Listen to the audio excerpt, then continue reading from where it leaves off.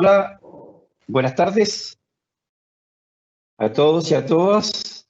Les damos la más cordial bienvenida a esta instancia de diálogo, debate y conversación sobre uno de los temas fundamentales de nuestro sistema escolar chileno de los últimos tiempos, como es la instalación y el desarrollo del sistema de educación pública.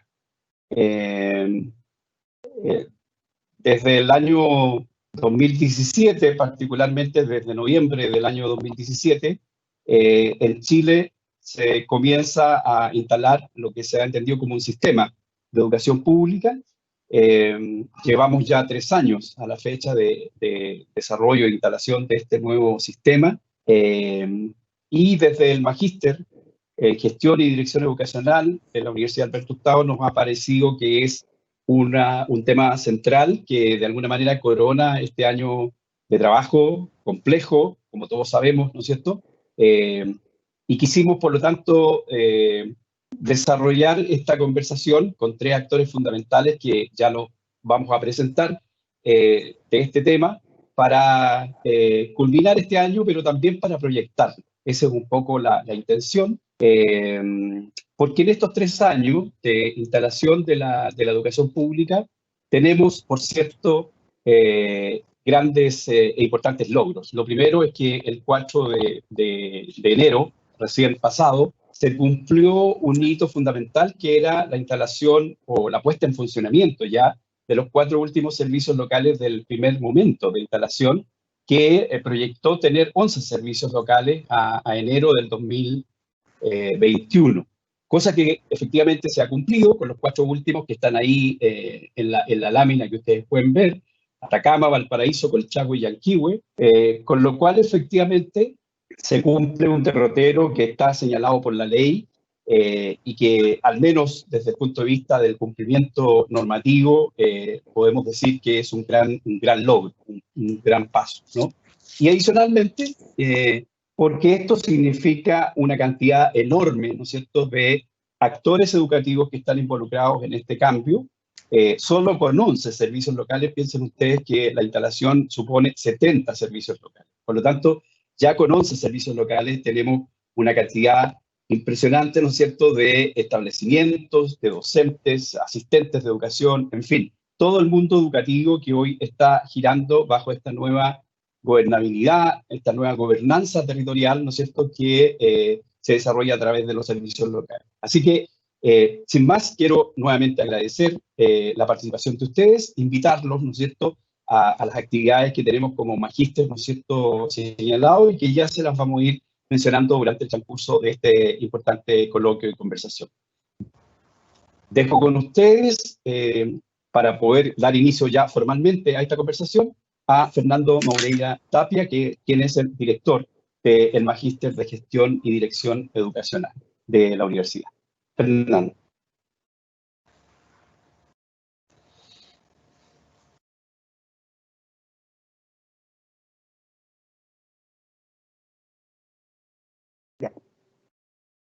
Hola, muy buenas tardes.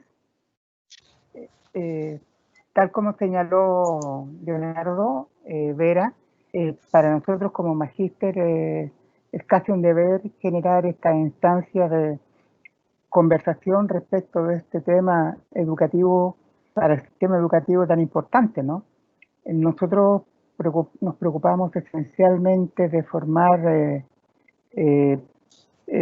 magísteres, ¿no?, con una clara vocación de trabajo y de desempeño profesional, tanto en el ámbito público, pero también privado. Para nosotros es indispensable que tanto nuestros estudiantes, bueno, como el público en general también, ¿no?, puedan acceder a espacios de reflexión y mirada crítica respecto de estos de este elemento de contexto que es tan relevante, ¿no? Así como ya señaló Leonardo, en términos más específicos, estos 11 servicios locales con los que ya contamos en este momento implican 433 directores de escuela, implican casi 16.000 profesores y 184.000 estudiantes. Entonces, por este volumen, es un volumen muy significativo de personas profesionales y vidas que están involucradas en este sistema educativo, ¿no?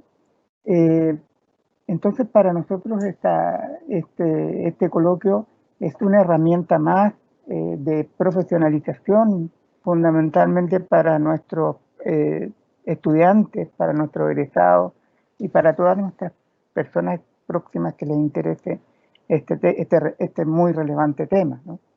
En esta ocasión hemos reunido a 3 actores muy claves del sistema de la nueva educación pública, y que no solo tienen una mirada muy relevante, significativa y profunda del sistema, sino que, por cierto, tienen una trayectoria profesional que viene de mucho antes. Por lo tanto, son personas que pueden ubicar el contexto de la nueva educación pública en un contexto bastante más amplio y significativo en lo que es el intento de hacer una transformación significativa de la educación en Chile y sobre todo la educación pública.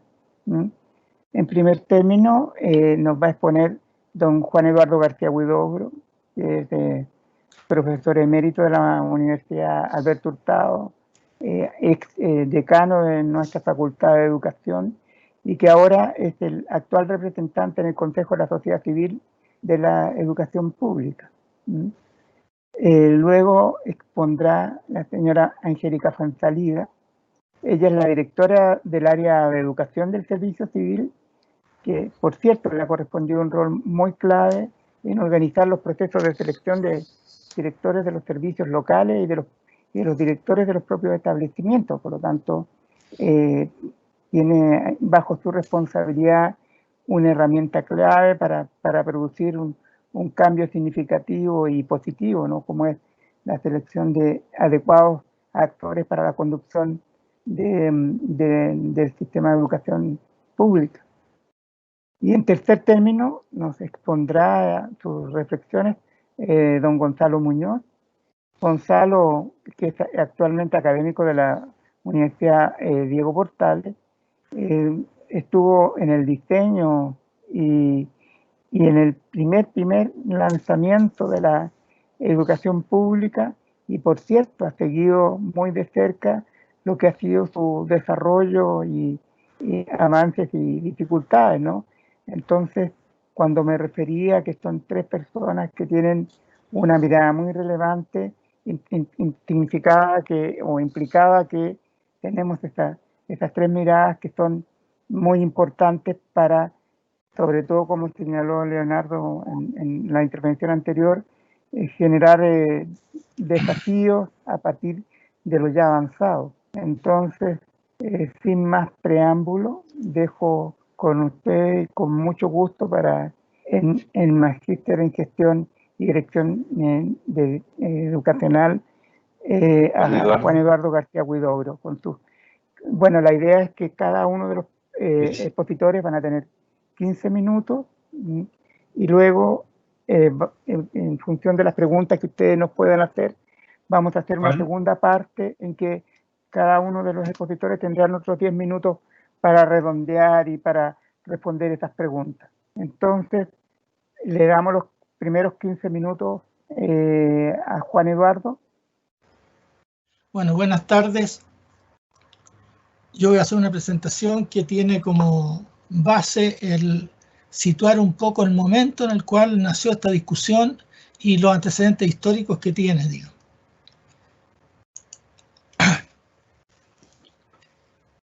La educación pública es paralelo, ¿no es cierto?, con el desarrollo de la democracia.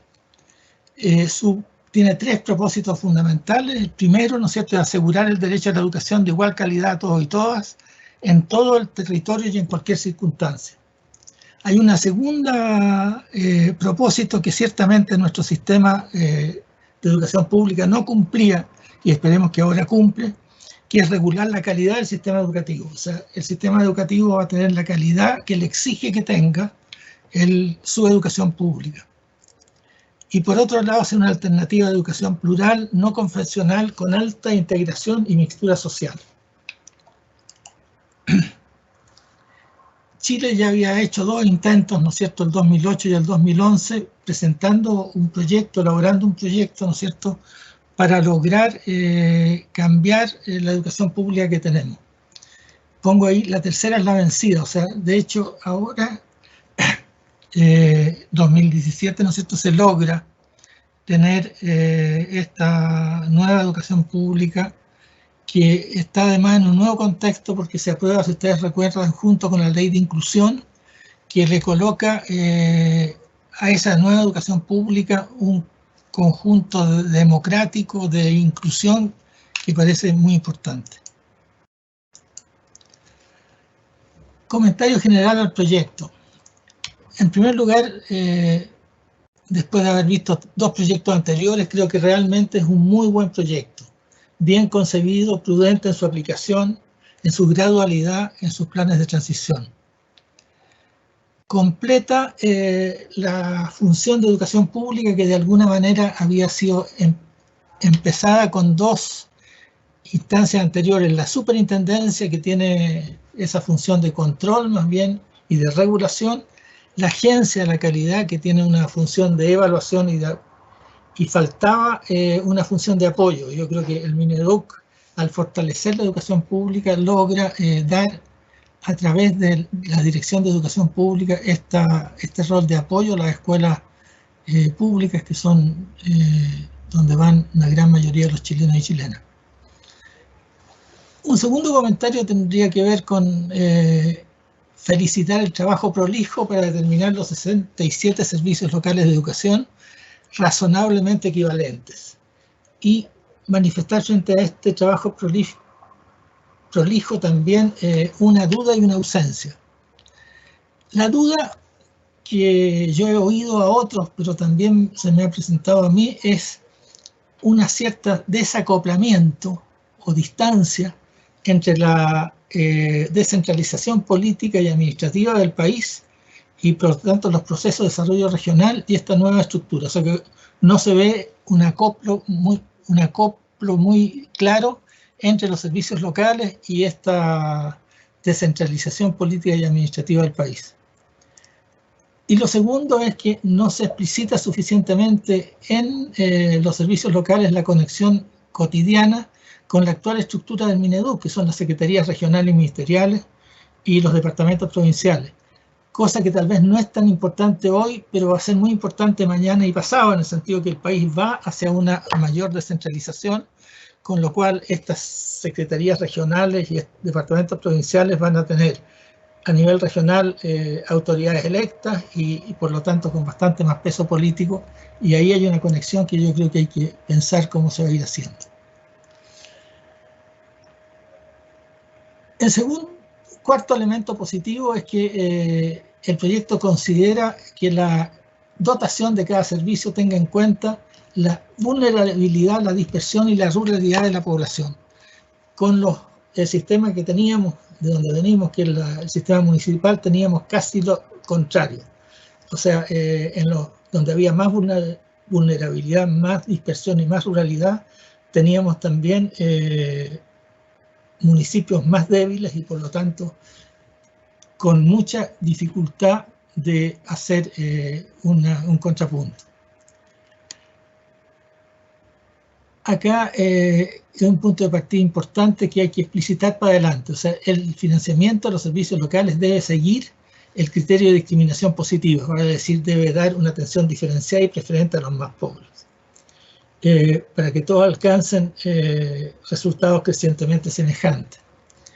Esta es una de las ideas base que se discutió en más de 10 años, ¿no es cierto?, y que está en el piso de la idea de este proyecto de fortalecimiento de la educación pública.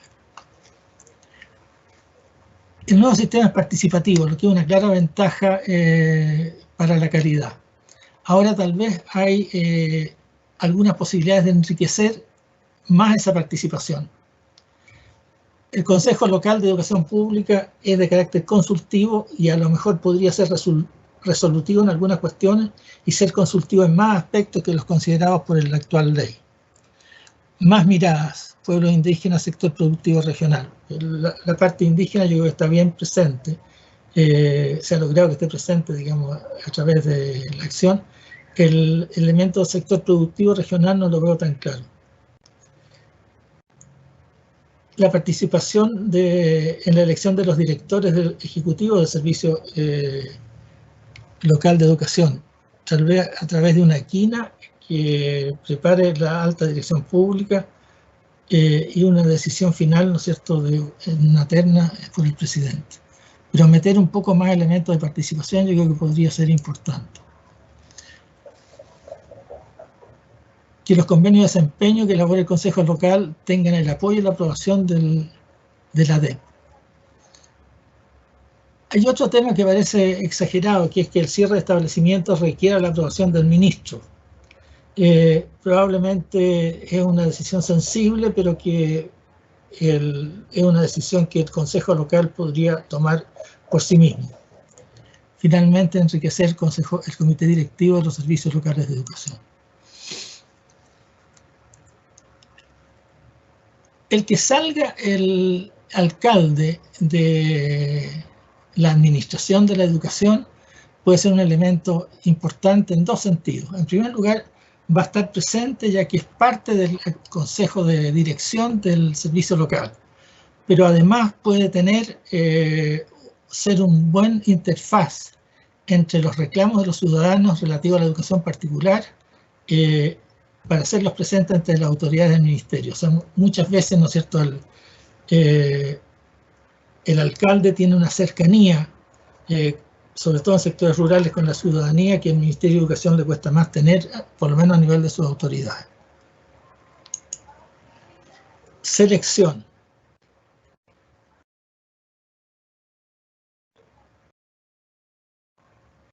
Acá se autoriza, en el artículo 60, la selección de un 20% de los estudiantes de los liceos que se llaman de alta exigencia. Yo creo, en mi opinión, digamos que esto es un error. O sea, yo creo que la selección es una de las cosas que más ha costado erradicar conceptualmente del sistema. Y acá yo creo que tenemos una puerta muy importante, ¿no es cierto?, para hacer exigible crecientemente selección. O sea, una acepción lleva a la otra, o sea, ley pareja no es dura. Yo creo que, en suma, la selección debiera ser tajantemente prescrita en la educación obligatoria y solo admitir excepciones obvias, como sería la aceptación de hermanas de los actuales estudiantes. La coeducación es defendida desde la óptica antisexista y de igualdad de género, la que debería comenzar desde la asociación de niños y niñas. Creo que es importante que la coeducación como un piso para superar desigualdades que todavía subsisten en Chile, sobre todo respecto a la situación y trato de las mujeres.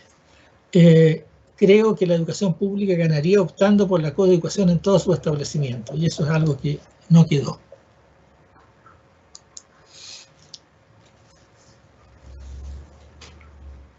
Otro elemento que es bien típico chilensis, digamos, es esta idea que yo tengo un establecimiento educacional escolar fracturado en la mitad, a veces fracturado 3 veces, en el sentido que tengo jardines, tengo escuela básica, tengo enseñanza media. Creo que hay buenas razones para pensar y optar hacia instituciones completas, ¿no es cierto?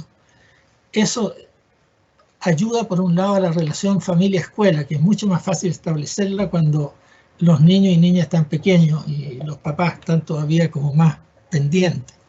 Tiene ventajas prácticas en establecimientos completos donde hay que, sobre todo en ciudades donde hay que acompañar muchas veces a los niños en su trayecto al colegio. Y se suprimen los temores y la incerteza que significa un cambio de establecimiento a media, ¿no es cierto?, en una edad bien complicada para chiquillos y chiquillas, que es la adolescencia. Adicionalmente, optar por establecimientos completos disminuye la presión siempre presente, digamos, por selección. Aquí hay un elemento que me parece bien importante. El proyecto contempla la vinculación de los servicios locales de educación con la universidad y con la formación docente. Yo creo que esta vinculación sería muy importante para el mejoramiento de las instituciones escolares, por un lado, en el sentido que coloca jóvenes, digamos, actuando con los niños y jóvenes de los establecimientos, lo que claramente es una ventaja, pero también genera la posibilidad de pensar la formación docente como una formación que se desarrolla en dos lugares de aprendizaje que, si bien se distinguen, se fecundan mutuamente, como es la universidad, que debe aportar los antecedentes teóricos y científicos sobre la enseñanza y el aprendizaje, y las escuelas, que es un espacio donde ese aprendizaje o esa formación de los niños, esa enseñanza se desarrolla prácticamente, y por lo tanto el que los futuros profesores y profesoras tengan la posibilidad de estar en las escuelas durante su formación es un elemento que puede ser muy importante. Este es más o menos lo que señalé recién. O sea, esto tiene ventaja para las instituciones escolares y ventaja para las universidades. Se menciona los liceos técnicos, ¿no es cierto?, del decreto 3166, pero no se explicita el futuro de los mismos. Yo creo que claramente hay que evaluar esta modalidad, si es positiva y se va a mantener. Yo creo que tiene que pasar antes o después a los servicios locales de educación. Si es negativa, bueno, hay que cerrarlo, ¿no? Lo que es claro es que no tiene ningún sentido que estos liceos técnicos sigan dependiendo del nivel central del Mineduc, cuando tenemos esta enorme descentralización, ¿no es cierto?, a nivel del sistema de educación pública.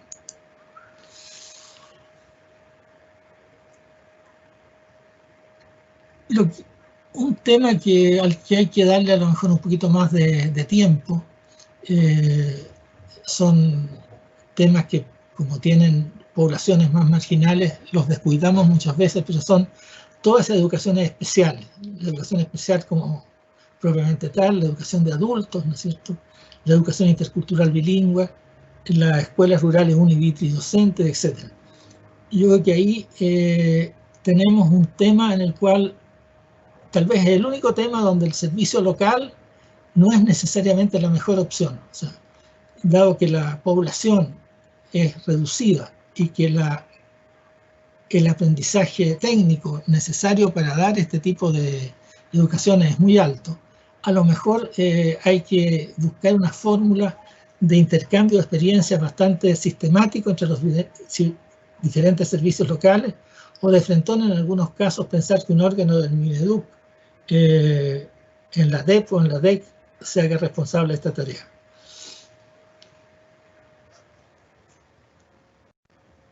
Otro tema de estas educaciones especiales también es cómo buscar un vínculo, ¿no es cierto?, que probablemente son los departamentos provinciales, que permita aprovechar experiencias relevantes del sistema particular subvencionado para la educación pública y viceversa.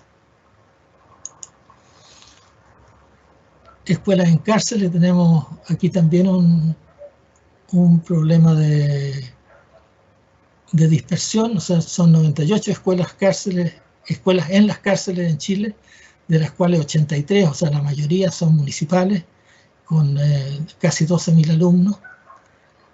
Ha sido muy difícil, y esto viene desde años 78, es lo primero que yo encontré como antecedente, o sea, el lograr un convenio fuerte entre el Ministerio de Educación y de Justicia para aprovechar esa estadía en la cárcel como un espacio de formación, ya sea de formación técnica, ya sea de completación de estudios, sobre todo para los más jóvenes. Ha habido convenios con el Ministerio de Justicia, pero no se ha logrado todavía una estrategia fuerte. Lo que es claro acá, y por eso lo quiero poner, es que este es un tipo de esfuerzo donde no se puede hacer en cada servicio local, sino que aquí son algunos de los temas que quedan puestos como para seguir manteniendo alguna instancia de educación pública a nivel central. Juan Eduardo, 2 minutos. Ya estoy justo. Es lo mismo, caso de educación en cárceles y hospitales, y la propuesta, que es lo que estaba diciendo anterior también. Muchas gracias. Me quedó 1 minuto.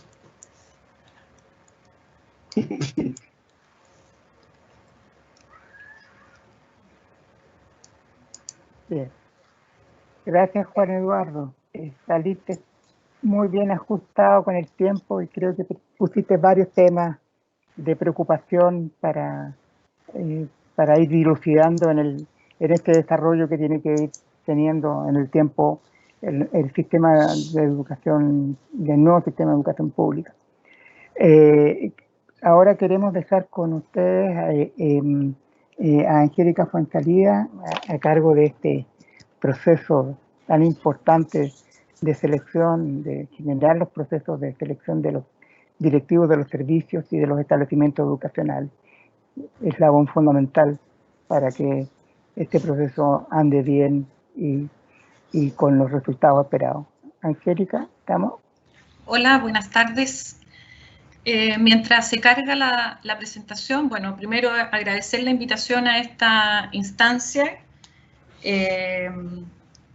Sé que hay parte importante del equipo de educación hoy día también que está conectado. Y tal vez mencionar que la presentación que yo voy a hacer en los 15 minutos, que espero ajustarme muy bien como lo hizo Juan Eduardo, se refiere a un ámbito que probablemente es bien específico desde el punto de vista del rol que tiene el servicio civil, ¿no?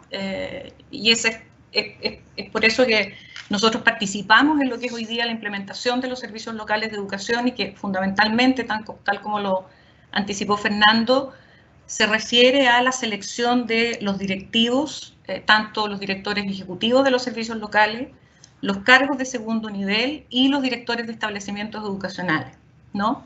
Y en ese sentido, tal vez va a haber una mirada mucho más puesta en lo que ha implicado la implementación de esta reforma en materia de personas, es decir, todo lo que ha implicado poner en funcionamiento un servicio o 11 servicios nuevos, con lo que implica que hubo personas que se traspasaron a estos servicios nuevos, y tal vez una mirada menos desde el punto de vista de lo educativo, ¿no?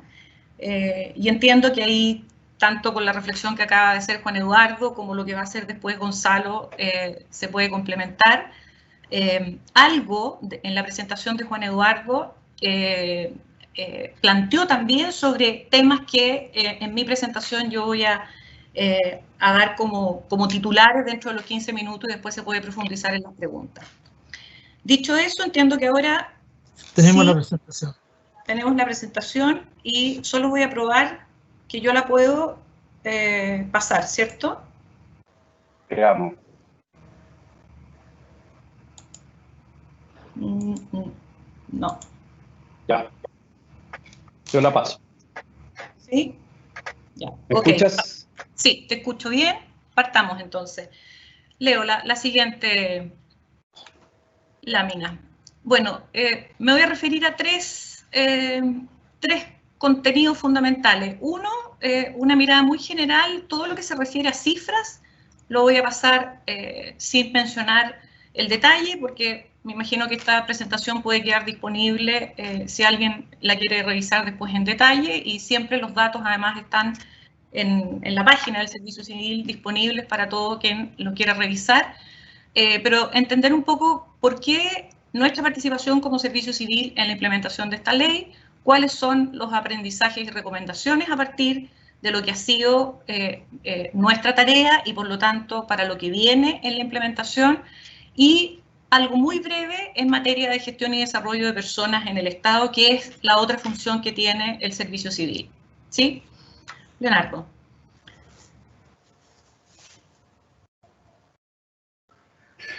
Siga la siguiente.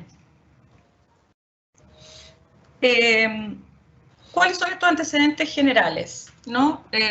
Bueno, el sistema de alta dirección pública, solo mencionar que participa, como en el resto del sistema y de los servicios públicos en general, que hoy día tienen por obligación, por ley, desde el 2016, que es una ley que se aprobó durante el gobierno de la presidenta Bachelet, que los servicios públicos están obligados a seleccionar a sus directivos por el sistema de alta dirección pública. Lo mismo, en este caso, para el sistema escolar.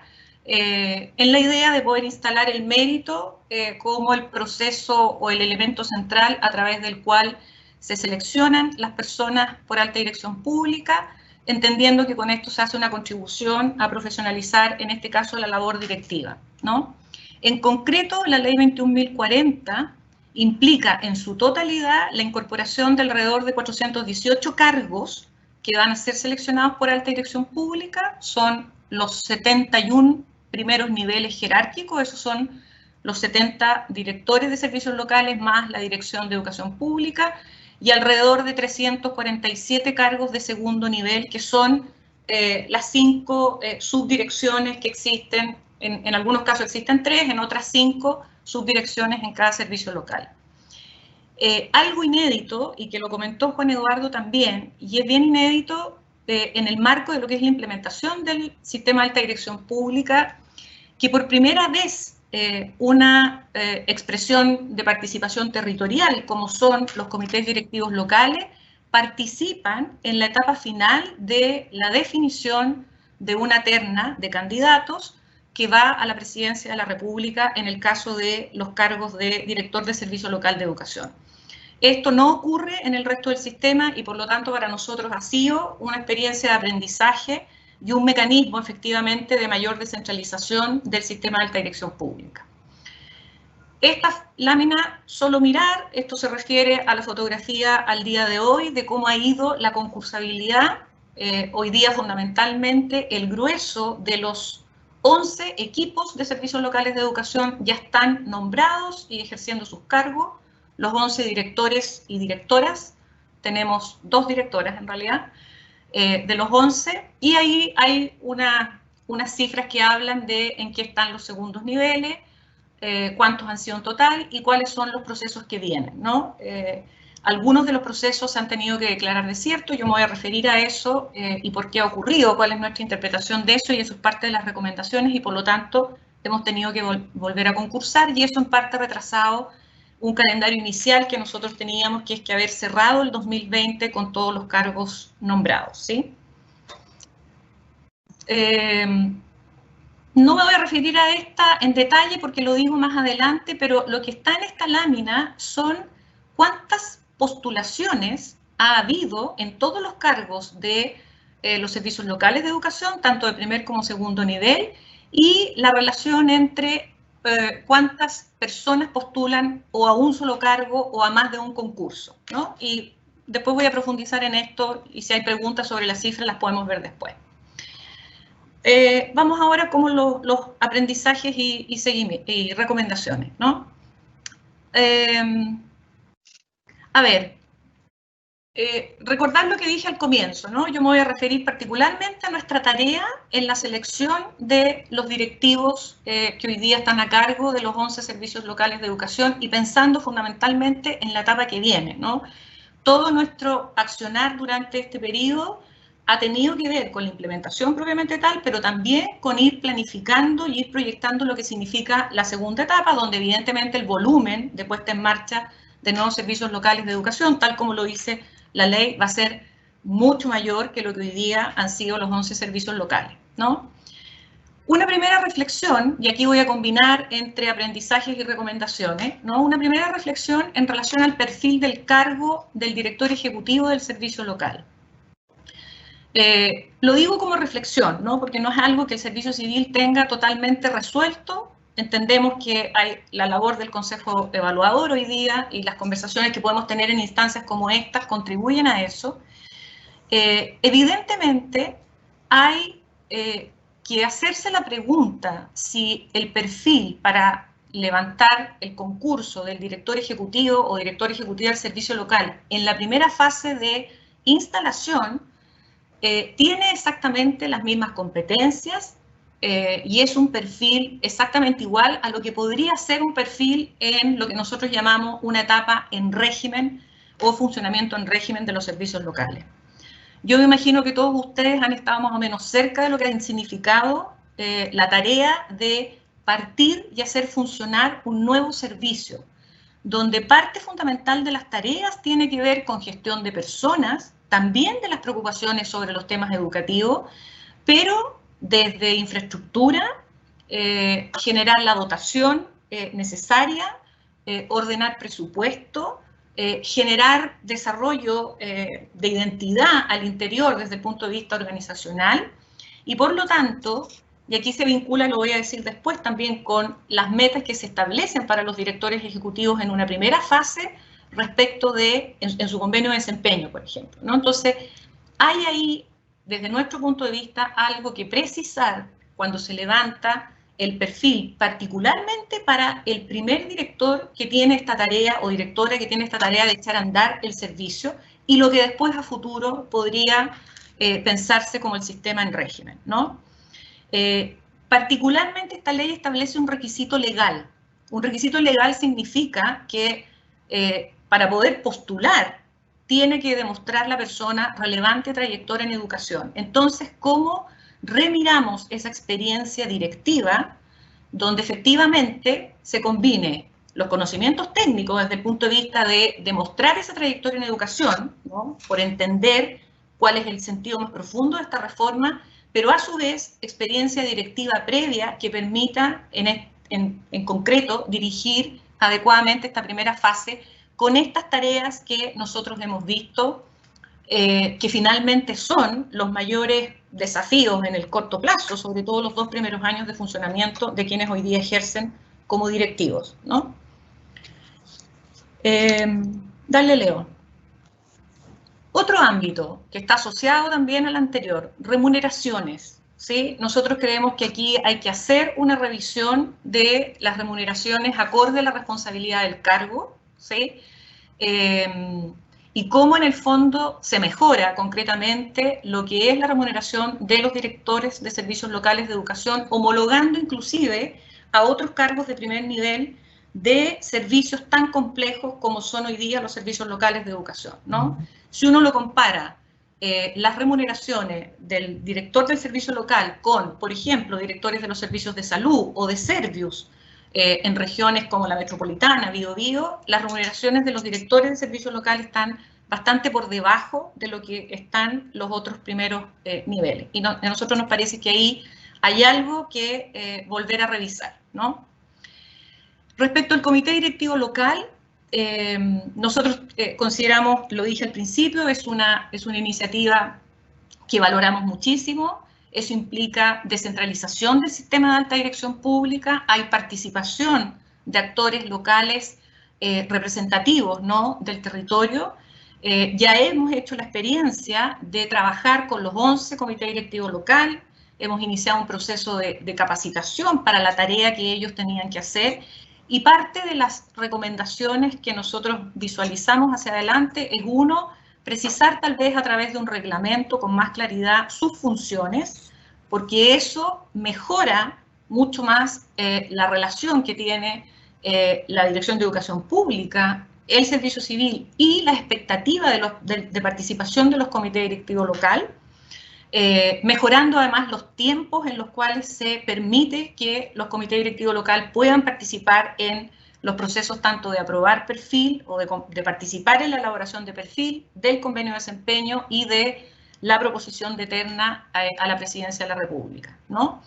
Y tal vez revisar algo en algunos de los casos, porque sí hemos observado cierta sobrerepresentación de algunas comunas sobre otras, ¿no? Entonces, evidentemente, comunas más grandes, al final del día, en esa experiencia se ven más representados que otras comunas y eso tiene incidencia, ¿no?, desde el punto de vista de la legitimidad que le da a la tarea que tiene este comité directivo local.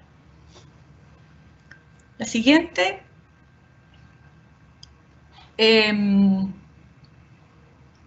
Aquí voy a ir muy breve, tal vez particularmente me voy a referir a dos de los elementos que aparecen aquí, ¿no? Que me parece, en función del tiempo, son los más importantes. Voy a decir algo que yo sé que puede ser a veces complicado desde el punto de vista de cómo se entiende, ¿no? Pero creemos que hay que revisar efectivamente la progresión con la cual se va a seguir la implementación de los servicios locales y nosotros lo hacemos desde el punto de vista de cómo efectivamente se cuenta con postulaciones suficientes donde efectivamente podamos lograr que todos los procesos lleguen a término en términos de nómina, ¿no? Este dato no es menor. 62 concursos, donde postularon 14.120 personas en total, y de estos el 81% postuló al menos en dos oportunidades, ¿no? Eso significa que si nosotros concursamos muchos cargos al mismo tiempo, hay una alta posibilidad de que no tengamos suficientes postulantes y varios de ellos se declaren desierto, particularmente además en algunas regiones o en algunos territorios que en términos generales tienen menos postulaciones o hay menos personas interesadas en ocupar esos cargos, con las implicancias que tiene eso, ¿no? Desde el punto de vista de declarar desierto y no poder conformar la dotación que se requiere, ¿no? Eso primero. Entonces creemos que hay que hacer y pensar bien cómo sigue la siguiente etapa de progresión, y no solo en el número, sino que cierta calendarización, por ejemplo, entre zonas, porque eso nos permite administrar mejor el tema de las postulaciones. Y lo otro que me quiero referir es que toda la fase previa al inicio de las funciones es una fase que es clave para lo que pasa después en materia de personas, ¿no? Nosotros hemos visto que cuando la fase de conversación entre los municipios y el servicio local que se va a iniciar realmente está con la información ordenada, se toman acuerdos, se trabaja con una planificación que permite al servicio local partir con información sensible, pero ordenada, y tener claro cuál es el panorama desde el punto de vista de sus funcionarios, de las remuneraciones, de los bienes que está recibiendo, etcétera, tiene un impacto distinto si eso se hace de buena manera y ordenadamente que si no se hace, ¿no? Y me imagino que ustedes han visto situaciones en la prensa donde parte de esto después tiene consecuencias en la gestión de los servicios locales, y creemos que esto probablemente, lo puse entre paréntesis, ¿no? Tal vez también hay que regular esta fase, mucho más que lo que hoy día establece la ley. La siguiente. Quedan 2 minutos, Angélica. Ya. Sobre convenios de desempeño, solo decir algo. Recuerden que en el caso de la ley 21.040 los convenios de desempeño son vinculantes. Eso significa que los directores ejecutivos pueden ser desvinculados por no cumplimiento de su convenio de desempeño. En ese sentido, entender bien el sentido del convenio, el tipo de metas que se proponen en una primera fase y cómo esas metas son progresivas respecto del avance que tiene el servicio. Y por otro lado, la coherencia entre los distintos niveles, es decir, cómo se trabajan los convenios del primer nivel, de los segundos niveles y los directores de establecimientos educacionales, es algo que también creemos que hay que regular a través de un reglamento. Y por otro lado, pensar que una vez nombrado tiene que mejorar el acompañamiento institucional que se hace particularmente a los directores de primer nivel, ¿no? Leo, y aquí voy a terminar. Sí, la siguiente. Respecto de directores de establecimientos educacionales, tal vez los números no se ven mucho ahí. Pasa a la última nomás, Leo. Acá. En general, los servicios locales de educación han concursado directores de establecimientos educacionales. En las láminas anteriores están los números. Y aquí, solo para poder hacer un guiño, así muy breve, ¿no? Cuando nosotros trabajamos con los servicios locales de educación, la concursabilidad de los directores de establecimientos educacionales es nuestra aproximación más cerca a la escuela, ¿no? Lo pongo en el contexto de la conversación más educativa que tiene este coloquio. Y nosotros creemos que aquí hay un cambio sustancial respecto de cómo funcionan los municipios, porque este territorio es más grande, el volumen del servicio local y por lo tanto las escuelas que tiene a su cargo también es más grande, y en ese sentido, ¿cómo lograr que quien representa al servicio local en las comisiones se requiere garantizar que tenga conocimiento de los establecimientos, que tenga dedicación para poder concursar, trabajar los perfiles, entender el contexto de cada escuela y por lo tanto mejorar el proceso de selección, condiciones para la toma de decisiones, y en la primera fase eso ha sido complejo, hemos tenido alta rotación, eso ha impactado en la concursabilidad y en el éxito como de generar finalmente nombramientos. Creemos que hay que trabajar convenios de desempeño, ya lo dije, desde el punto de vista de cierta coherencia entre los distintos niveles. Las metas educativas finalmente son compartidas entre todos quienes dirigen el servicio local, pero también los directores de establecimiento educacional. Y lo último, porque creo que realmente esta es una oportunidad histórica, ¿cierto?, de poder pensar en esta coherencia y de un servicio cuyo única tarea es educacional, que no es el caso de los municipios, ¿no? Hay una tensión que hemos observado entre lo nacional, ¿cierto?, la definición de la Estrategia Nacional de Educación Pública, y lo territorial, que en sí mismo, al crearse servicios que son descentralizados, también está como parte del espíritu de la ley, ¿no? Entonces, ¿cómo se trabajan mejor esos desafíos educativos? Que es particularmente en la primera fase, cuando son además traspasados los establecimientos, genera efectivamente una tensión importante, no solo por la selección, sino que particularmente cuando estamos trabajando las metas, por ejemplo, de convenios de desempeño, o cómo queremos entender cuáles son las tareas propias o cuál es el perfil específico de establecimientos que en sí tienen necesidades distintas de liderazgo, ¿no? Eso. Ahí estoy.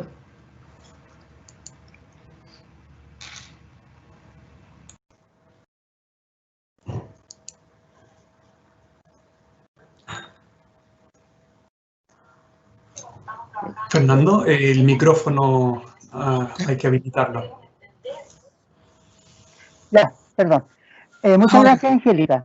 Muy ilustrativo, varios nudos que vienen para adelante, considerando que vamos como más o menos como en el 15% de la cantidad de servicios locales.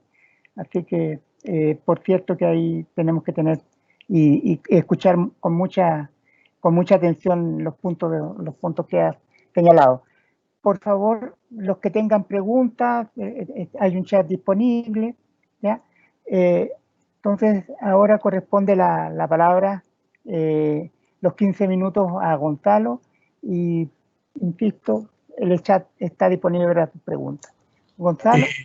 Fernando, antes de darle el paso a Gonzalo, mencionarle a los asistentes que esto se encuentra arriba a la derecha. Hay un par de símbolos de diálogo, como de pregunta, y ahí ustedes pueden hacer sus preguntas. La vamos a responder, me imagino, Fernando, al final de la presentación de Gonzalo. Sí. A ver, entonces arriba a la derecha hay un icono de una imagen de dos personas que conversan. Ya. Perdón. El icono para hacer preguntas al chat, hay arriba a la derecha un icono de dos personas conversando. Por favor, pinchen ahí para poder abrirlo y generar sus preguntas. Gonzalo. Gracias, Fernando. Se escucha bien, ¿verdad? Leo, ¿tú me ayudas con la presentación? Entiendo, porque no tengo cómo pedirte el permiso para compartir, así que te voy pidiendo ayuda nomás. Buenas tardes, primero que nada a todas quienes nos escuchan. Un gusto estar acá, gracias a la universidad, a su magíster en dirección escolar, por la invitación, así que un gusto estar compartiendo en esta reflexión, creo yo, tan importante que necesita ir haciendo permanentemente el país sobre el estado de avance de esta reforma institucional de la educación pública, pero que debiera, creo yo, irnos ocupando cada vez más tiempo, en el sentido de que es probablemente el cambio justamente, o la reforma, creo yo, más importante actualmente en curso, probablemente también en términos de complejidad, la más grande, ¿verdad?, la más multidimensional, y por lo mismo requiere una atención desde el diálogo público y, por cierto, desde los protagonistas del sistema, quienes están sobre todo en el propio sistema educativo, muy permanente. Pasemos a la siguiente, Leonardo, donde quiero mostrar básicamente mi esquema de presentación. Yo quiero proponerles 3 reflexiones muy rápidamente. Esta presentación entiendo que va a quedar o va a llegarle a todos quienes participan de esta conversación, así que les pido disculpas si paso muy rápido por alguno de los temas. Lo primero es reconocer muy rápidamente algunos avances de la nueva educación pública que creo que son importantes de cuidar y potenciar en los próximos años. Ya se han conversado algunos de esos temas, yo voy a tratar de rápidamente vislumbrar lo que creo son 4 o 5 avances fundamentales. En segundo lugar, vamos a referirnos a un par de retos o desafíos que creo tiene la nueva educación pública a partir de lo que ya nos ha ido indicando la evidencia, lo que la conversación con los distintos actores relevantes al respecto nos ha ido indicando, ¿verdad? Y distinguiendo ahí a nivel de la implementación, con un foco específico que es del cambio propiamente educacional, porque esta es una ley muy compleja, implica muchísimas modificaciones, ¿verdad?, en distintos ámbitos de la gestión educacional, entonces en este caso con un foco, y también a nivel del diseño de esta reforma. Ya Angélica se refería un poco a eso, también Juan Eduardo algo dijo al respecto, y yo también creo que luego de los primeros años de implementación hay que acometer algunas transformaciones y mejoras, digamos, al diseño institucional de esta reforma. Y finalmente, cerrando con una reflexión de cómo la nueva educación pública se ve particularmente desafiada en un contexto además particular, y que tiene que ver con 2 procesos que conviven, ¿verdad? Y 2 desafíos que conviven, uno de ellos la emergencia, la crisis en la que nuestro sistema educativo están hoy día y van a seguir estando en los próximos años, creo yo, y por cierto, el diálogo que en nuestro país se está abriendo en torno al proceso constituyente. Vamos a la siguiente, donde solamente lo que quiero dejar de manifiesto es lo que considero es la evidencia que ya en nuestro país tenemos, digamos, y distintos instrumentos, estudios, ¿verdad?, que están a la base de lo que yo les voy a presentar en estos minutos. Me pareció importante dejarlo ahí, no necesariamente todos tienen por qué conocer estos estudios, entonces me parece relevante reflejarlos, al menos dejarlos registrados, porque es la base sobre la cual al menos yo voy a hacer mi análisis. Uno de ellos, por cierto, tiene que ver con la Estrategia Nacional de Educación Pública, aprobada recientemente, y también varios otros estudios, ya que el ayudante está tan apurado con las láminas, vamos a seguir adelante, así que pasemos nomás a la siguiente, Leo. Está bien, está bien. Vámonos entonces a este primer punto, los avances. Vamos a la siguiente. ¿Cuáles son los avances principales que uno podría decir tiene esta tremenda, insisto en el punto, tremenda reforma institucional, la más compleja de todas las leyes de reforma educacional del último tiempo, por su envergadura, por su complejidad institucional, política, hay que decirlo, y porque finalmente implica un cambio de responsabilidad, ¿verdad? Y de un Estado que se vuelve a ser responsable por su educación pública. Y creo yo que en ese sentido hay 4 avances que son incuestionables y que hay que cuidar de cara a lo que viene. En primer lugar, parece de perogrullo, pero la verdad es que esta reforma se ha implementado de acuerdo a lo programado. No hay que olvidarse que tuvimos algunas vacilaciones iniciales, sobre todo al comienzo del gobierno del presidente Piñera, y uno podría decir que en términos generales hay un alineamiento, diría yo, hasta el momento al menos, respecto al valor de esta reforma en la mayoría de los actores claves, sobre todo si uno mira la evidencia a nivel de directivos escolares, a nivel de los propios actores del sistema, a nivel de escuelas, digamos, y una proporción importante de profesores. En general, hay todavía, y digo todavía porque hay un impulso inicial que va a haber que cuidar, vamos a hablar de eso, pero creo que es un valor de este proceso. También la estrategia nacional. Chile cuenta por primera vez con una estrategia nacional de largo plazo, 8 años, para su educación pública. Esto tuvo distintos vaivenes con el Consejo Nacional de Educación. Se logró construir una estrategia que, por cierto, como cualquier instrumento de este tipo, tiene debilidades, pero es una carta de navegación y una matriz de evaluación también de este proceso que es muy importante. Y hay que tenerlo a la vista porque creo yo que es lo que nos va a permitir ir mejorando también el desarrollo y la implementación de la nueva educación pública. En tercer lugar, un avance que a mí me parece crucial, que la evidencia también permite, creo yo, pesquisar, es que se ha ido produciendo en estos primeros años, sobre todo los primeros servicios, los 4 que partieron, luego los siguientes y así por delante, un aprendizaje inicial que es muy importante y de mejora continua. Esto, como lo han dicho los 2 panelistas anteriores, lo cierto es que es un proceso muy complejo que ha implicado también un aprendizaje, ¿verdad? Y un darse cuenta, por decirlo así, de un conjunto de cuestiones que solamente la implementación ha ido mostrando. Creo yo que en este sentido, ¿verdad? El cambio de administración o la prioridad en el cambio de administración, si uno habla con los servicios locales que acaban de asumir la educación pública, ¿verdad? En estos primeros días del 2021, evidentemente el foco está puesto en la gestión, administración, ¿verdad? Y las condiciones operacionales del servicio. Bueno, también la experiencia empieza a mostrar que a medida que el proceso va avanzando, se produce no solo un proceso de aprendizaje en torno a esto, sino también comienza a ponerse el foco crecientemente, quisiéramos que mucho más, ¿verdad?, pero en el proceso propiamente educacional. Esto es importante y creo que hay que entenderlo así, mirarlo así permanentemente y empujar que ocurra con la mayor velocidad posible. Y en cuarto lugar, me parece a mí que es súper importante también relevar que a pesar de todas las complejidades de implementación de este proceso, la nueva educación pública ha logrado responder al contexto dificilísimo en el que estamos fruto de la pandemia. Hay muchísimos casos muy interesantes de escuelas, de servicios locales, de red de trabajo en este marco que a mí me parece importante mencionarlo, reconocerlo, porque la verdad es que, como digo ahí en rojo, a pesar de todos los problemas, a pesar de todas las limitaciones, esta reforma institucional sigue teniendo un enorme potencial, ¿verdad? Y creo que ninguno de esos problemas anula ese potencial institucional y por eso que creo que esta es una reforma que hay que seguir cuidando, potenciando y defendiendo de cara al futuro. Ese sería mi primer punto. Vamos a una segunda reflexión entonces. Leo la siguiente lámina y la subsiguiente, que como les decía, tiene que ver principalmente ya con irse de lleno a la reflexión sobre cuál es finalmente el principal desafío de implementación, ¿verdad? Este coloquio se llama ¿qué está la nueva educación pública? Y un poco lo que se pretende con ella también es dar cuenta del momento. Y ahí la primera pregunta que uno tiene que hacerse es cuál es el criterio para evaluar y finalmente también el éxito a largo plazo, a corto plazo, a mediano plazo de esta reforma. Yo ahí quiero traer a colación los objetivos del sistema. El sistema tiene fines, que son los que están puestos ahí, y que tienen que ver, porque no tenemos el tiempo para profundizar en ellos, a mano derecha tienen ustedes los objetivos que terminó sancionando el Consejo Nacional de Educación para la Estrategia Nacional de Educación Pública, que tiene como primer gran eslabón, y en consistencia con los fines de la educación pública, el artículo 2 de la ley, el mejoramiento de la calidad educativa, la transformación de la experiencia educacional, podríamos decir, ¿verdad?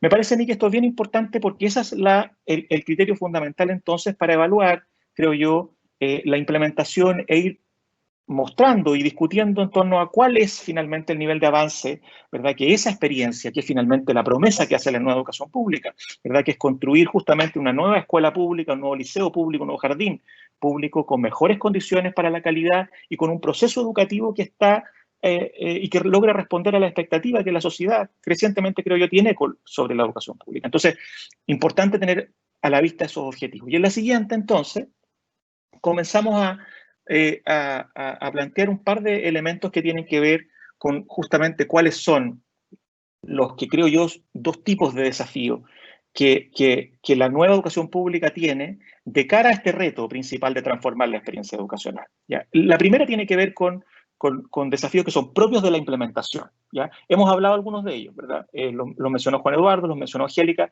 ¿verdad? Y tienen que ver con cuestiones de distinto nivel. Yo voy a mencionar 2 o 3 que me parecen relevantes, pero también, y esto me parece que es crucial para el debate de futuro, ¿verdad? También hay un conjunto de desafíos que tiene que ver con el diseño de esta reforma y sobre todo con la coherencia que tiene esta reforma con un conjunto de otras políticas educacionales. Y voy a tener en eso un minuto porque me parece muy importante para el debate de futuro sobre la nueva educación pública. En la siguiente, entonces, vamos a ver, en primer lugar, estos desafíos que tienen que ver propiamente con la implementación. Yo menciono algunos, hay muchísimos, ¿verdad? Hay muchísimos que tienen que ver con las capacidades, ¿verdad? Hablamos recién de eso, al mostrar todo lo que implica como desafío el sistema de alta dirección pública para la nueva educación pública. Hay un conjunto de cuestiones que tienen que ver con el traspaso, con la operación, con el financiamiento, con la gestión cotidiana. Yo creo que desde el punto de vista educacional, propiamente educacional, y leas entonces por ello aquello que consideramos puede transformar también la propia experiencia educativa y mejorar entonces integralmente la calidad de la educación pública, creo yo que hay 3 o 4 cosas fundamentales. Una de ellas es que me parece a mí que todavía, y esto más que me parezca a mí, la evidencia, sobre todo de un estudio que realizó la Universidad Católica de Valparaíso con el CIAE hace un par de años, nos muestra que si bien la nueva educación pública tiene ya una estrategia, tiene un conjunto de indicadores, la verdad es que todavía adolece de una teoría del cambio, y con teoría del cambio hablamos de esta pregunta, de qué es lo más importante que vamos a cambiar en términos de la experiencia, ya no solo en términos entonces de la institucionalidad, sino lo que queremos que ocurra en la educación pública y donde uno podría pensar que todavía se requiere un nivel de alineamiento mayor entre los actores. Esto implica, ¿verdad?, entender de que lo fundamental de este proceso tiene que ver con el núcleo pedagógico, ¿verdad?, con entender la nueva educación pública como un espacio de aprendizaje integral, de posibilidad de innovación, y yo diría un paso más allá, como decía Juan Eduardo al comienzo de su intervención, ¿verdad?, en un referente de la calidad educativa para el país. Ese es el verdadero desafío de la educación pública. Yo creo que si no vemos eso desde el comienzo, desde la primera instalación, tenemos un problema, y creo que eso crecientemente va a ir ocurriendo. Para eso es necesario, por eso que menciono también como tercer punto central, también lo indica la evidencia con mucha claridad, de que ya tenemos sobre la educación pública, que esto supone una apuesta muy fuerte por el desarrollo de capacidades, no por seleccionar muy bien, no solo con seleccionar muy bien a las personas que van a trabajar en la educación pública, sino con generar la mejor estrategia de formación que el país pueda tener para su educación pública. Hoy día lo que estamos haciendo en esta materia no es suficiente, para nada. Estamos replicando básicamente modelos formativos, cuando en realidad la educación pública debe ser la primera prioridad del Estado chileno en términos de su formación, de trabajo en red, ¿verdad?, de sistemas de apoyo y preparación de profesores, profesoras, directivos, etcétera. ¿Se entiende? Creo que ahí hay que entender también de que ese es uno de los desafíos cruciales de estos primeros años del proceso y, por cierto, entendiendo de que la expectativa, el sentido que los actores le otorgan a esta reforma no viene de suyo. Requiere una gestión que a mí particularmente me preocupa. La evidencia también indica súper claramente que hay un tema ahí del cual debiéramos preocuparnos, porque si bien hay una expectativa favorable hoy día, esa expectativa, fruto de problemas de implementación, puede debilitarse, y esa es una condición para el éxito de esta reforma. Entonces, en términos del proceso propiamente educacional, yo diría desafío en síntesis en estas distintas áreas. En la siguiente menciono algunas cuestiones que tienen ya más que ver con lo que yo considero son transformaciones que esta ley requiere, ajustes que son indispensables para, de nuevo, el mismo objetivo de siempre, la transformación de la práctica educacional, de la experiencia educacional, para esos aspectos de diseño que francamente quedaron por distintas razones, yo diría sobre todo políticas, quedaron débiles en el proyecto. Una de ellas tiene que ver con el financiamiento de la educación pública es insuficiente, y hay que decirlo con todas sus letras, ¿verdad? Y la inflexibilidad que tiene los servicios descentralizados de educación pública al asumir la carga de un Estado chileno poco moderno, ¿verdad?, y no modernizado, es muy importante entenderla y requiere mayores flexibilidades que lo que esta ley ya hizo. Hay que avanzar en la autonomía de los servicios versus la propia Dirección de Educación Pública. O sea, creo que hay un tema de diseño, no tenemos el tiempo acá para profundizar en cada uno de estos puntos, pero que me parece importante. Pero tanto más importante que mejorar aspectos del diseño, como también los que mencionaba recientemente Angélica, asociados básicamente al sistema de alta dirección pública y su aplicación en la educación pública, me parece que la posibilidad del despliegue, del despegue de la nueva educación pública pasa también por entender de que hay un conjunto del ecosistema de las políticas que hay que alinear al objetivo de la educación pública, que es volver a tener, ¿verdad?, un Estado responsable de la educación pública, ¿verdad?, y con las herramientas para poder transformar nuevamente al subsistema público en el principal referente de calidad y donde toda la sociedad tiene su espacio. Eso implica repensar evidentemente la lógica de voucher, que como ustedes saben hoy día se está incluso extendiendo a los niveles medios, ¿verdad?, con un proyecto de ley que está en el Congreso y que es un tremendo riesgo para este proyecto de nueva educación pública, ¿verdad? La posibilidad de que la agencia de calidad o que el sistema de aseguramiento siga cerrando escuelas públicas es totalmente inconsistente con la lógica de un Estado que vuelve a hacerse cargo, y no solo un Estado, sino de una educación pública garante del derecho a la educación de calidad. Eso requiere... 2 minutos, Gonzalo. Perfecto, voy a tratar de apurarme al máximo. Y también un conjunto de otras cuestiones, mencionaría estas dos como principales, que tienen que ver entonces con un entorno, un ecosistema, insisto, de políticas que colaboren en esa dirección. Y cierro entonces con un tercer punto, en los últimos minuto y medio que me queda, que es entender también de que la nueva educación pública tiene desafíos que son particulares en el escenario actual, ¿ya? Porque todo lo que hemos conversado hasta el momento podríamos vivirlo si no tuviéramos un debate constitucional, o sería distinta, creo yo, la conversación, si no tuviéramos un debate constitucional y al mismo tiempo la emergencia educacional o socioeducativa más grande probablemente de los últimos 50 años, si es que no más. ¿Qué implica eso, creo yo? Entender de que la nueva educación pública entonces tiene desafíos de respuesta a la emergencia, ¿verdad? Esta es una oportunidad para la nueva educación pública de transformarse como pasa en otros lugares, con las escuelas comunitarias, como pasa también en algunos municipios que hacen bien este trabajo en Chile, ¿verdad? De transformar a la educación pública en un servicio de articulación de servicios sociales y de atención integral a la infancia. Yo creo que ese es el desafío principal para atender la emergencia que tiene que ver con la posibilidad de exclusión que estamos hoy día, que está hoy a la vuelta de la esquina con lo que ha implicado la desconexión con el sistema educacional, el bienestar socioemocional de los estudiantes, etc. Y creo que esto hay que entenderlo así, requiere un plan específico que uno echa de menos, ¿verdad? Desde las autoridades educacionales nacionales y también de la educación pública, para enfrentar la emergencia desde la educación pública, porque tenemos la oportunidad, además del giro único que no teníamos antes, ¿verdad? De un servicio que está preocupado de hacer esto bien y en coordinación con otros. Pero también, y voy cerrando con esto, me parece que el contexto particular del debate por una nueva constitución en Chile tiene todo que ver también con la implementación de la nueva educación pública. Primero, porque la nueva educación pública o la educación pública va a ser objeto del debate, ¿verdad? Va a ser un objeto del debate cómo el Estado puede, ojalá, como ocurrió ya en constituciones anteriores en Chile y como pasa en la mayor parte del mundo desarrollado, el Estado tiene un deber específico, ¿verdad?, respecto a su educación pública para potenciarla, pero al mismo tiempo que ocurre entonces un debate constitucional que puede ser una herramienta para potenciar la educación pública, al mismo tiempo creo yo la educación pública tiene que ser espacio de ese diálogo, ¿verdad? Y yo creo que una cosa fundamental que debe ocurrir es que todo el sistema público, traspasado o no traspasado, se integre fundamentalmente también a este debate que abre la nueva constitución, que abre la posibilidad de establecer nuevas reglas del juego que ojalá favorezcan el desarrollo integral de todos los estudiantes, pero con un énfasis importante en lo que tiene todo el mundo desarrollado, que son sistemas públicos robustos que permiten que además solidariamente y colectivamente resolvamos nuestros problemas, más que seguir creyendo que esto lo vamos a resolver con medidas privatizadoras o individuales, cuando en realidad la pandemia ha dejado súper de manifiesto que no es la vía para la solución de problemas sociales. Entonces, en síntesis, me parece que estamos en un momento clave de la nueva educación pública, avances que son muy importantes, desafíos de implementación y un contexto particular que también nos desafía de una manera distinta. Creo que hay que entenderlo así, creo que hay que interpelar a los actores responsables de esto, hacerse cargo de ese contexto, pero también entendiendo que estamos en una oportunidad única de debate más grande, ¿verdad?, que también creo puede ser una oportunidad y también un riesgo para la nueva educación pública. Por eso hay que mirarlo así, me parece importante, y sobre eso proyectar un debate crucial para el futuro de Chile. Así que eso, muchas gracias por el tiempo y perdón por haberme pasado este par de minutos.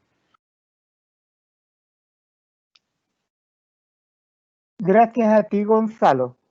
Muy interesante como las dos ponencias anteriores. Recordarles, hay un par de avisos comerciales. En nuestro magíster están abiertas las postulaciones, así que, por cierto, que este será un tema dentro del proceso formativo, ¿no? Y también en abril realizaremos un diplomado específicamente para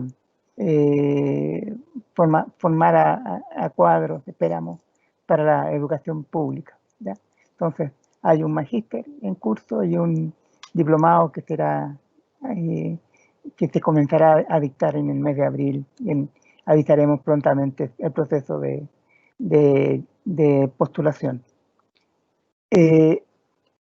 Tal como señalamos al principio, luego de esta fase en que los tres panelistas expusieron sus temas fundamentales respecto a la educación pública, ahora corresponde 10 minutos para cada uno, en que se espera que se hagan cargo de algunas preguntas. Con Leonardo hemos estado mirando las preguntas que han realizado. No sé, Leo, tú primero y yo después, o... Está silenciado su micrófono. Está silenciado, Leo. No, dale tú nomás, Fernando, con las preguntas. Ya. Bueno, hay una primera pregunta para Juan Eduardo, se desprende bien directamente de su presentación, porque él también la planteó como inquietud, pero la pregunta le pasa a usted la pelota y le dice: en cada región existe una estrategia regional de desarrollo, ¿cómo se articula con el plan educativo de cada sistema local?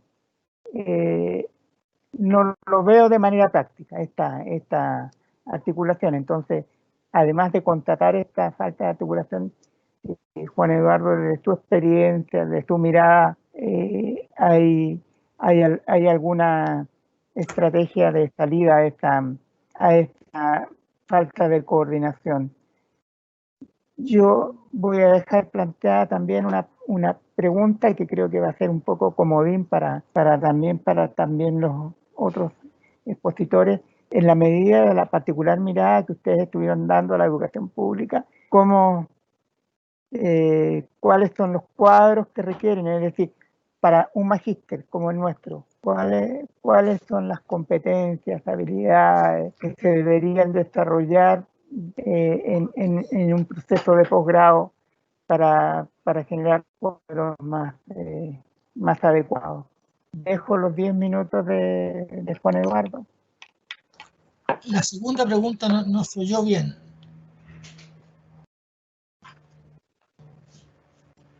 A ver. Vamos con la primera, Juan Eduardo, mientras.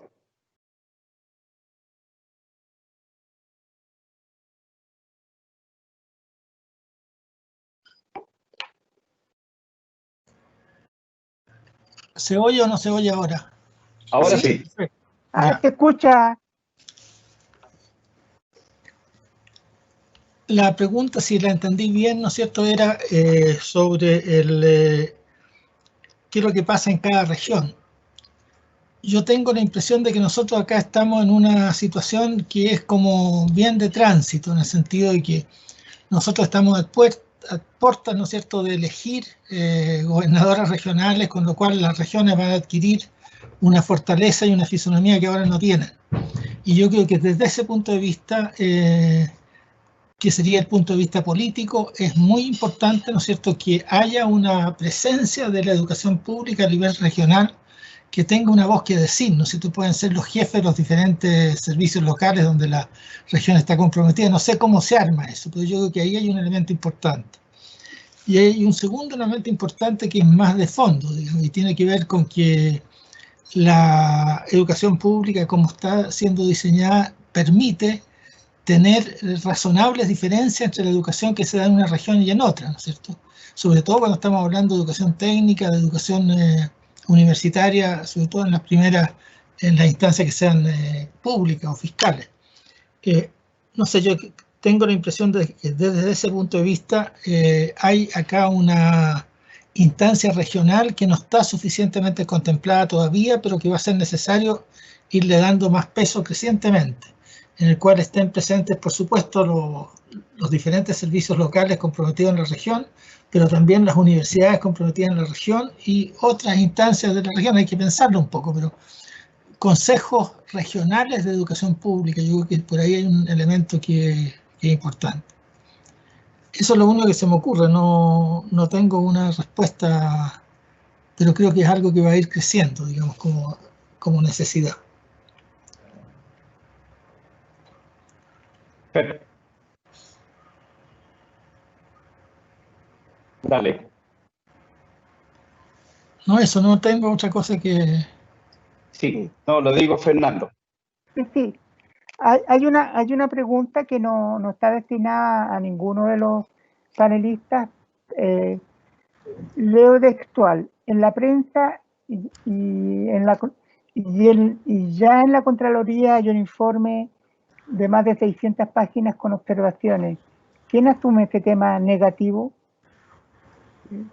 Trate de decirlo lo más textual posible, ¿no? Angélica. No, yo... probablemente tenga que ver con lo que también señalaba Angélica, ¿no? La necesidad de tener estos protocolos o procedimientos más definidos, pero para que después no se diga que censuramos la pregunta, pero eso es. Y perdona, y junto con eso viene los convenios de desempeño se han quedado en el papel, es una afirmación. Fernando. Nadie evalúa con la periodicidad que está establecida. ¿Ya? Entonces, creo que ahí hay este par de preguntas son como parientes, ¿no?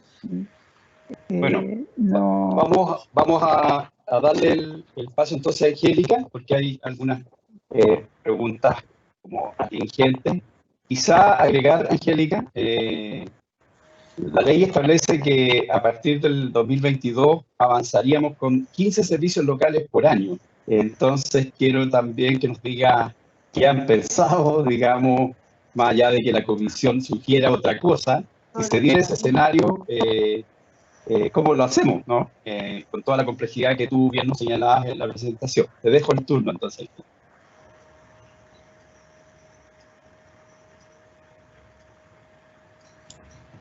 Ya.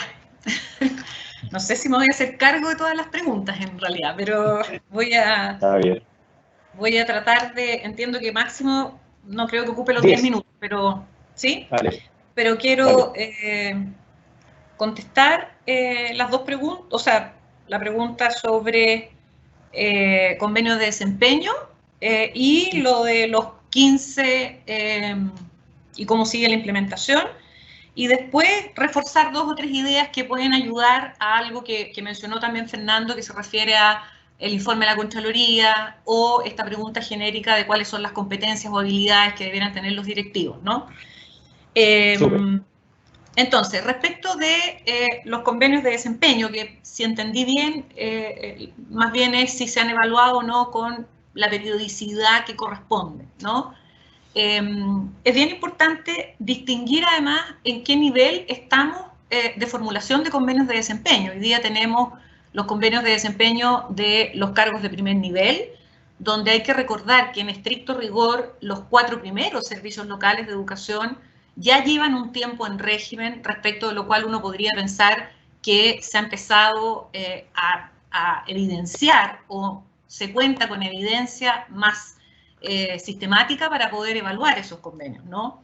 Los otros convenios son de 3 servicios locales que partieron el año pasado y 4 que ni siquiera se han firmado porque en realidad se van a firmar ahora, o sea, se están recién firmados con el nombramiento de los últimos, pero que está recién ejecutándose o partiendo el servicio local. Y después están todos los segundos niveles y además los convenios de los directores de establecimientos educacionales que, ojo, vienen firmados o acordados en un contexto con su sostenedor anterior, que es el municipio, ¿ya?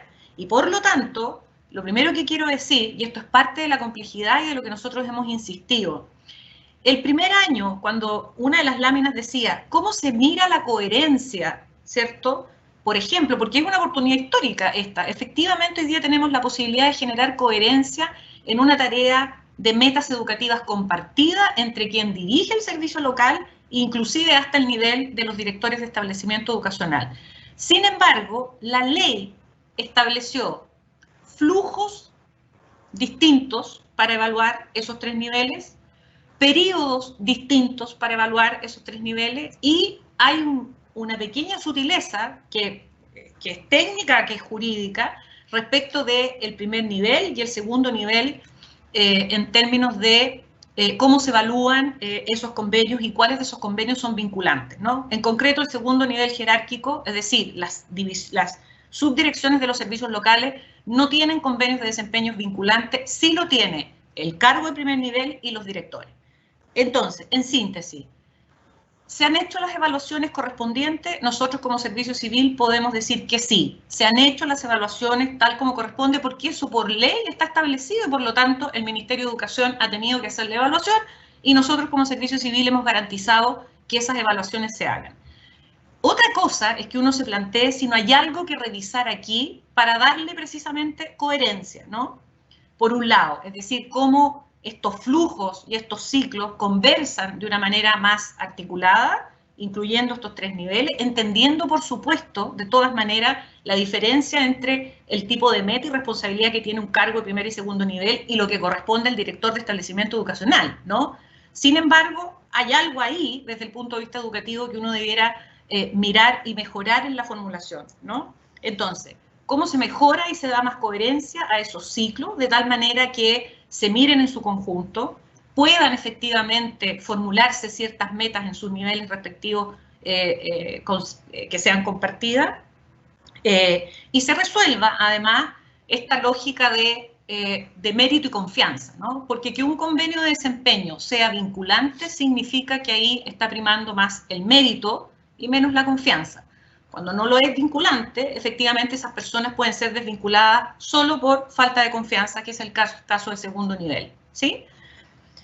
No me voy a meter incluso en la Dirección de Educación Pública, porque eso sería todavía extenderme mucho, ¿ya? Pero se han evaluado, y más bien yo dejo la reflexión en temas más de fondo, de cómo esa herramienta efectivamente contribuye a la gestión y a poder evaluar a los equipos que hoy día están a cargo de los servicios locales.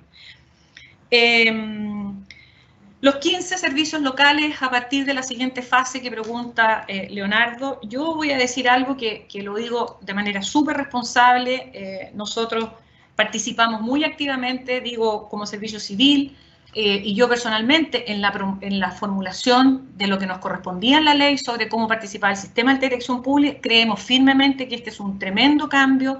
Valoramos la participación y descentralización que incluso ha obligado al sistema de alta dirección pública a tener instancias distintas de participación, como es, por ejemplo, los comités directivos locales de educación.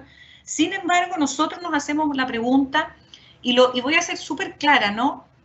No por la capacidad que tenga el servicio civil, porque por ahí se ha dicho, ¿no? La capacidad del servicio civil de hacerse cargo, y si eso significa más dotación, recursos, esa es otra conversación, una conversación que tendremos con el servicio civil, con la DIPRES, ¿no? Si esa es la tarea, hay que hacerla.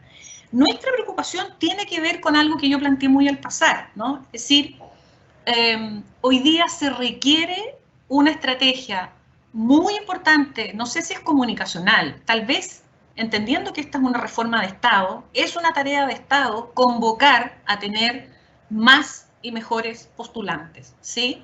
Más y mejores desde el punto de vista de la complejidad y del desafío de la tarea. Y nosotros vemos, si ya hemos tenido dificultades para contar con postulaciones que nos permitan llevar a cabo los procesos, construir buenas nóminas, proponerle a las autoridades nóminas donde haya posibilidades de nombrar, porque están las personas más idóneas de acuerdo a los distintos perfiles.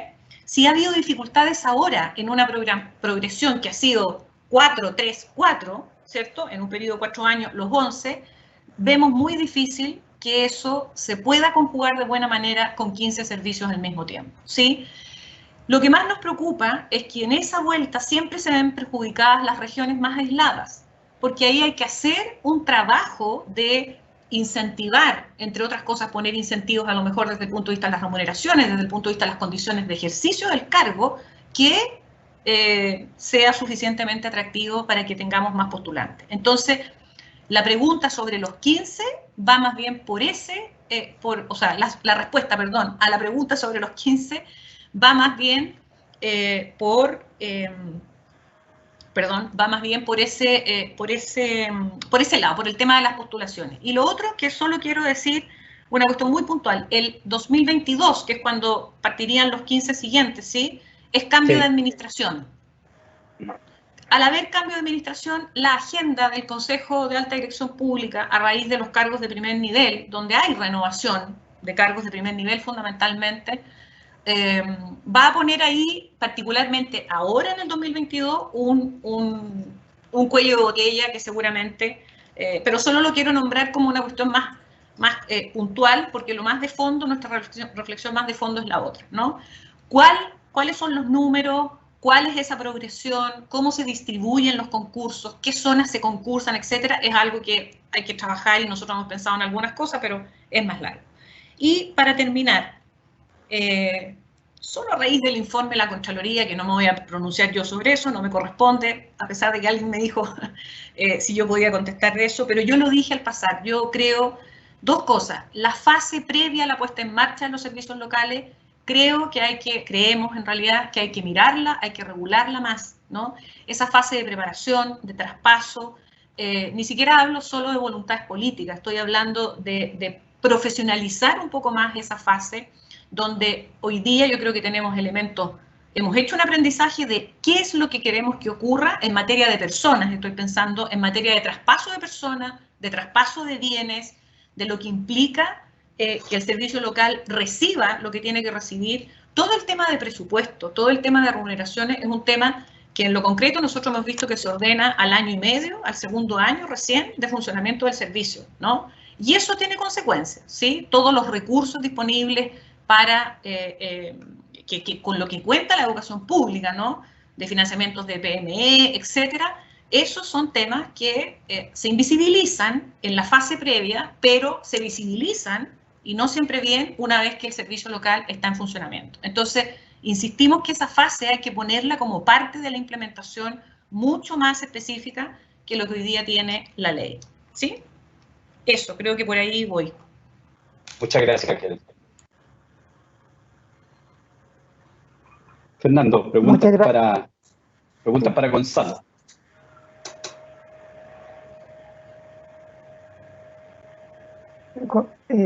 Hay una pregunta más general para Gonzalo respecto de ya que él abrió el tema del proceso constituyente.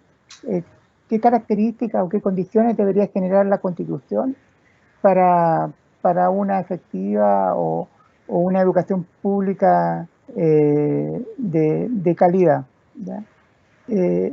Hay otra más por ahí que todavía no, pero podría quizás partir por esta, ¿no? Gonzalo. Sí, no hay problema, está bien. Y me sumo también a un par de cosas. Sí, pero un segundo. Ahí está Gonzalo. Ahora sí. Sí, a ver, un par de cosas que diría, antes de ir a lo de nueva Constitución, también para sumarme a las reflexiones anteriores. Partiría por este tema, me parece importante lo que apareció ayer respecto de este análisis de la Contraloría y que va a generar un conjunto de suspicacia y que empieza que los actores, como ocurrió en este chat, comienzan a hacer preguntas. Yo creo que además de lo que plantea Angélica recientemente sobre el proceso de aprendizaje y la complejidad del proceso inicial y de traspaso y las consecuencias que eso tiene finalmente en este tipo de procedimiento y en el uso de los recursos inicialmente, me parece a mí que es súper importante, creo yo, entender de que lo más probable es que enfrentemos, y por eso que me parece a mí que hay que ser muy, muy riguroso en los pasos que van a venir, de investigaciones y de investigaciones asociadas, digamos, a este primer balance que hace la Contraloría, y que esto no se transforme. Eso es lo que a mí me preocupa, porque ya lo vi un poco hoy día en redes sociales, como finalmente un argumento para todos quienes han querido oponerse a esta transformación tan importante, para decir, bueno, lo dijimos y finalmente el Estado nuevamente no tiene la capacidad. Sabemos que también es parte del municipio, también del Estado, ¿verdad? Pero no tiene la capacidad para responder a un desafío de esta envergadura. Yo creo que sería un juicio injustísimo sobre la educación pública. Me temo que muchos actores lo van a ocupar interesadamente de esa manera, y me parece que, de hecho, lo digo porque miré en detalle el reportaje hoy día, me parece que es preocupante incluso la forma en la que los propios medios se acercan en general a la perspectiva sobre la educación pública, y creo que eso hay que defenderlo, y todos quienes creemos en este proceso, y no solo en este proceso, sino en la educación pública en general, tenemos que cuidar un análisis pausado, riguroso y creo yo como sensato respecto de este tipo de cuestiones, sin esconder la gravedad y haciéndose cargo de la complejidad de estudiarlo, digamos, y de investigarlo en todo lo que sea necesario. Es una primera cosa. Hay un par de preguntas que tienen que ver con el financiamiento, y quiero hablar de esto porque me parece importante. Yo dije a la pasada algo así como, bueno, el financiamiento es insuficiente.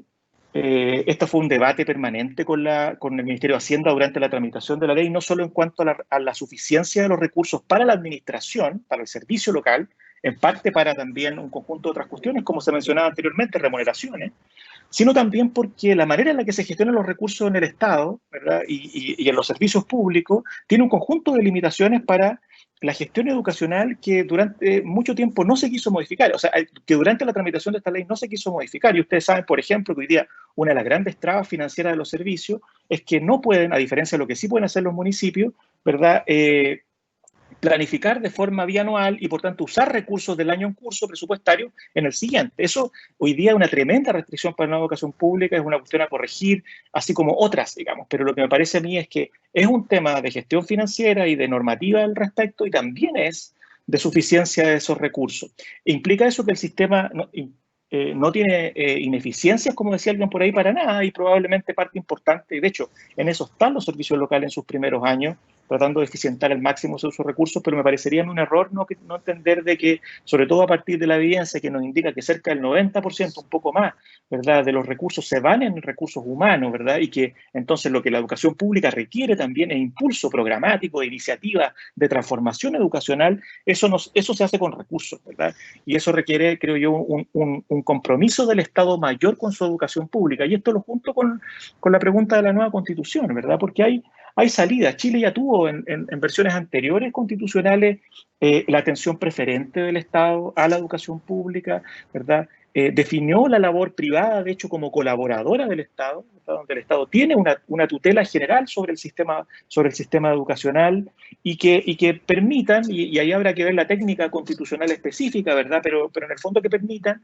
que el Estado, por ejemplo, pueda hacer algo que hoy día no puede o que en general se entrampa en el Tribunal Constitucional y que ha sido la posibilidad de que el Estado pueda hacer un aporte diferenciador en la educación pública, financieramente hablando. Si nosotros hoy día, por ejemplo, dijéramos, queremos que en el caso de la educación pública tuviéramos entonces recursos adicionales por estudiante, incluso ocupando la misma nomenclatura del tipo de financiamiento que tenemos, eso choca con la igualdad de trato como principio general y con la dificultad que pone también los límites constitucionales. Entonces a mí me parece que al menos establecer un trato preferente del Estado, un rol colaborador del mundo privado para la prestación del servicio educacional y sobre todo que también que el Estado tenga la posibilidad de garantizar en sus escuelas un conjunto de condiciones, ya esto es un debate me parece muy interesante para la nueva Constitución, un conjunto de condiciones para la calidad, ¿verdad?, que pueden ser luego establecidos en un proyecto de ley, ¿verdad?, pero que la Constitución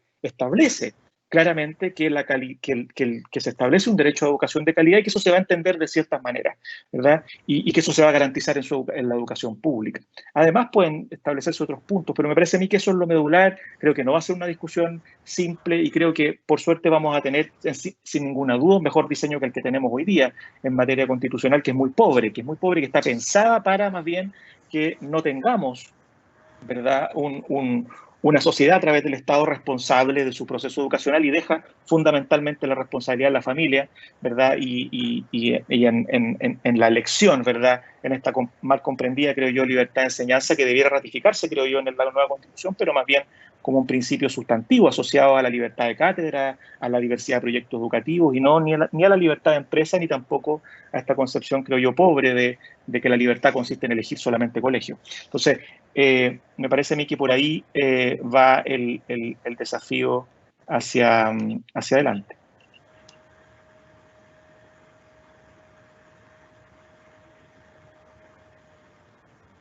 Bueno, muy bien. Entendemos, y yo creo que todos nuestros participantes, en fin, nos damos cuenta de que cada tema que han ido planteando nuestros invitados, ¿no es cierto?, abre un mundo de conversaciones que podría dar lugar a muchos coloquios y muchos encuentros como este, ¿no? No obstante, la intención del programa del Magíster fundamentalmente es marcar y hacerse presente, ¿no?, con un tema relevante, como por cierto hay otros, pero que concordamos en que este es bastante estructurante de lo que es el sistema escolar, porque como todos los países en general, la educación pública marca un poco el techo, el horizonte de calidad de los sistemas escolares, y precisamente el proyecto de la ley, o la ley propiamente tal, ¿no es cierto?, de educación pública, pretende eso, pretende transitar precisamente y dar pasos firmes hacia constituir el sistema de educación pública como el referente que nos mueva, ¿no?, hacia la calidad. Entonces queremos, ya despidiendo este coloquio, este seminario, primero agradecer infinitamente a nuestros participantes, a Angélica Fuenzalida del Servicio Civil, a Juan Eduardo de nuestra universidad, a Alberto Hurtado y a Gonzalo Muñoz, ¿no es cierto?, de la Universidad Diego Portales, hoy día radicado por allá en Granada, ¿no es cierto? Un gran saludo y cuidarse mucho. A los 3 participantes, ¿no es cierto?, nuestro más fraternal abrazo y agradecimiento por compartir estas ideas. Sabemos que hay una cantidad enorme de preguntas que se fueron haciendo. Vamos a sistematizar toda esta información. También el video que queda, ¿no es cierto?, disponible, vamos a ver forma de poder compartirlo con ustedes. Y decirles que no es la última instancia, como programa, ya sea desde el magíster o desde el diplomado de educación pública que estamos lanzando ahora en abril. Vamos a seguir generando estos espacios de encuentro para este y otros temas de la misma importancia para el sistema escolar chileno, ¿no? Muchísimas gracias Fernando, director, ¿no es cierto?, del programa, y a todo el apoyo que nos entregó, ¿no es cierto?, el Departamento de Informática de la Universidad. Así que nos estamos viendo, Gonzalo, Juan Eduardo, Angélica y Fernando, y a todos los participantes que fueron un enorme número hoy día presentes. Muchas gracias, que estén muy bien, cuídense y ya nos estamos viendo cuando el año comience el abril definitivamente. Adiós. Muchas gracias. Gracias a todos. Muchas gracias. Generaron muchas provocaciones. Bueno, chao, muchas gracias. Chao.